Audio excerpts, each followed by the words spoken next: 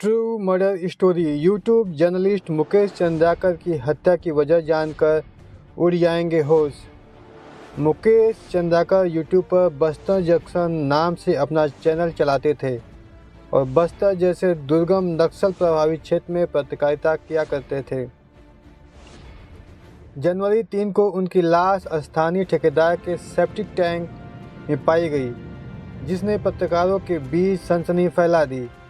नए साल की शुरुआत एक ऐसी खबर से भरी रही जो पत्रकारिता जगत से जुड़ी थी।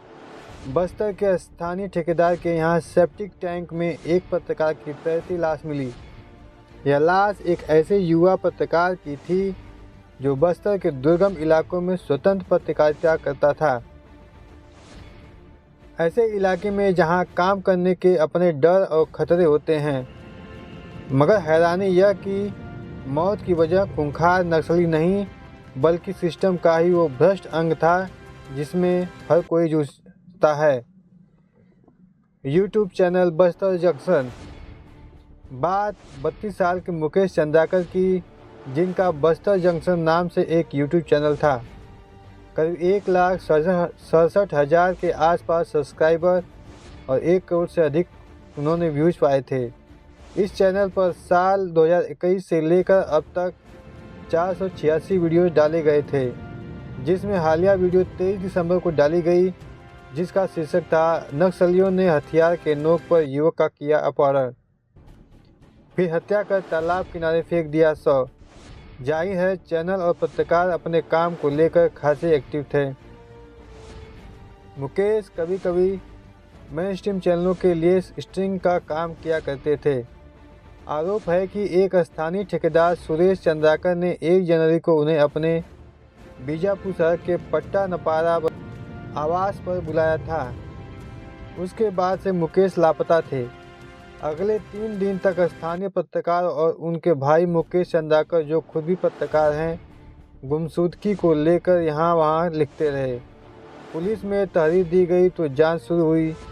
सनसनी तब फैल गई जब लाश ठेकेदार से चंद्राकर के सेप्टिक टैंक में तैरती मिली, जिसके ऊपर फ्रेश सीमेंट की चुनाई की गई थी। यह घटना निर्देशक अनुराग कश्यप के किसी फिल्म के स्लो सरीकी है, जहां कोई हत्यारा हत्या करने के बाद लाश को छुपाने के लिए ऐसे तिकड़म करता दिखाई देता है। ठीक वैसे ही जैसे निठारी कांड में मासूम बच्चों को मारने के बाद बंगले के पीछे सड़े गले गंदे नाले और सीवर में लाश फेंक दी गई थी। इसमें कोई शक नहीं कि मौके पर मिले तमाम सबूत इस ओर इशारा करते हैं कि मुकेश चंद्राकर की हत्या में सुरेश चंद्राकर का हाथ है, बल्कि आशंका इस बात की अधिक ही है कि ठेकेदार ने मुकेश की पत्रकारिता के चलते ही उसकी हत्या की हो। दरअसल जिस खबर को मुकेश की हत्या से जोड़कर देखा जा रहा है वह 24 दिसंबर की है, जो बस्तर में हो रहे एक सड़क निर्माण में भारी गड़बड़ी को लेकर एक एनडीटीवी में प्रकाशित हुई थी। हालांकि यह रिपोर्ट पत्रकार नीलेश त्रिपाठी द्वारा लिखी गई थी, मगर कहा जा रहा है कि इसमें मुकेश भी सहायक की भूमिका में नीलेश त्रिपाठी के साथ थे। यह सड़क बीजापुर जिले के नक्सल प्रभावित इलाके गंगालूर से नेलसनार तक बनाई जा रही थी और इसके ठेकेदार सुरेश चंद्राकर थे। कथित तौर पर इसी खबर के बाद पत्रकार मुकेश को बार बार ठेकेदार द्वारा मिलने के लिए बुलाया जा रहा था। इसमें कोई शक नहीं कि पत्रकार को अपने पेशे के चलते जान गंवानी पड़ी होगी, क्योंकि जिस तरह की निर्भीक पत्रकारिता मुकेश करते आए थे वह भ्रष्ट लोगों के आंखों में चुभने जैसा ही था। और भविष्य में इस बात पर भी कोई हैरानी नहीं होगी यदि जांच के दौरान यह कह दिया जाए कि मुकेश की हत्या परिसर में काम कर रहे किसी ए, बी या सी मजदूर ने आपसी रंजिश में की, क्योंकि ठेकेदार इलाके का बाहुबली है और प्रशासन तक पैठ है। आदिवासियों की आवाज़ बनने की कोशिश। जाहिर है मुकेश साहसी पत्रकार थे। अपने चैनल पर अपलोड किए अधिकतर वीडियोज़ में उन्होंने सिस्टम और नक्सलियों के बीच पिछड़े आदिवासियों के हालातों को दिखाने की कोशिश की।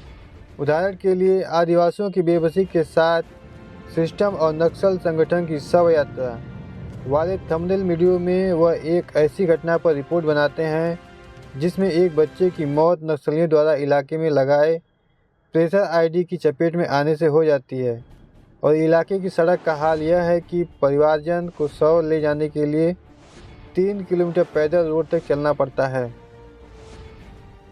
ऐसे ही एक दूसरे वीडियो चांद पर परचम लहराने वाले देश में जुगाड़ पर जिंदगी थंबनेल के साथ टूटे पुल की दुर्दशा दिखाते हैं, जहां ग्रामीण लोग महीनों से टूटे पुल की फरियाद प्रशासन से लगाते हैं पर कोई राहत न पाते देख जुगाड़ के सहारे खुद ही पुल बना लेते हैं।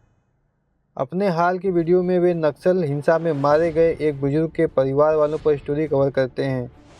इसके अलावा उन्होंने अमित शाह के बस्तर जिले में 2 दिवसीय विजिट को नक्सल की छाती पर अमित शाह के कदम नाम के थंबनेल से कवर किया।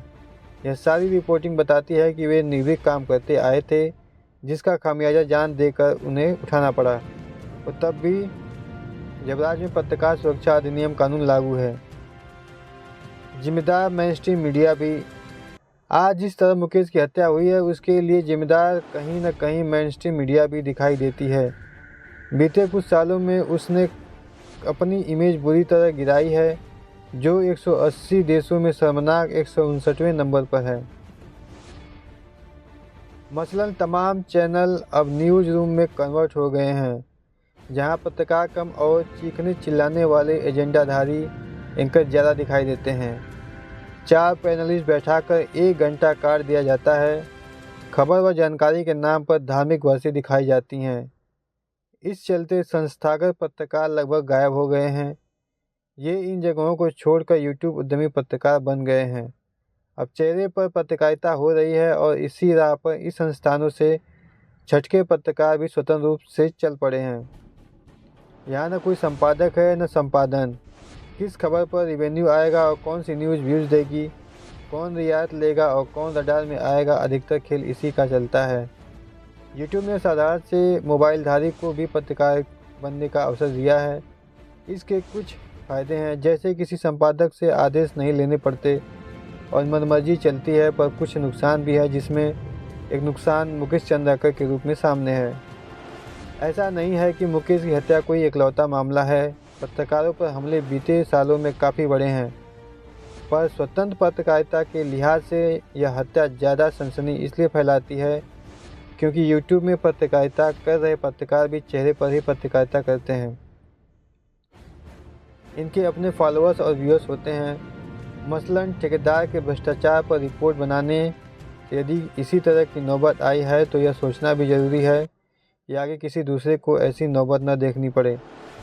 जब बाकी पत्रकार मुकेश चंद्राकर की हत्या पर उचित जांच की मांग करते हैं तो साथ में संयम से एक जगह बैठकर न्यूज़ और व्यूज़ के रिश्तों और भविष्य में पारदर्शी पर चर्चा भी ज़रूरी है, ताकि इस तरह की घटनाओं पर रोक लग सके।